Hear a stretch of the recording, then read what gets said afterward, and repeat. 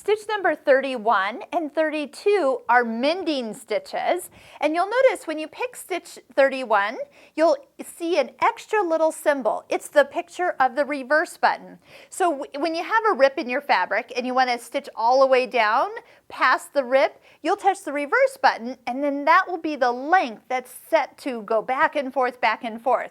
The difference between 31 and 32 is that under 32, it'll be more like a grid. It'll start by going back and forth. You can still determine how long you want it, and then it goes back and starts to fill in. Kind of puts a little base stitching in or underlay stitching before it starts to fill in. Again, that little symbol of the reverse button comes up. That's how you tell the machine the length you want it. So start sewing, and while you're sewing, touch the reverse button when you get it to the length that you want it to be. Now just go back and forth from the left needle position all the way to the right needle position, putting in a line of stitching each time to really help fill it in.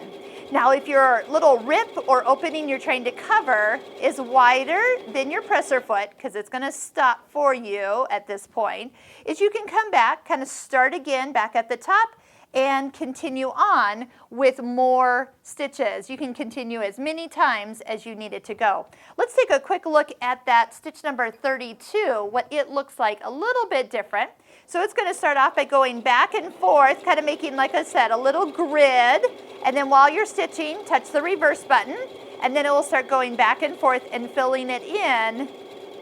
So this is good if you have a lot of frayed edges. That really will nicely contain it. Once again, if you need it to go further, then keep repeating it as many times as you need.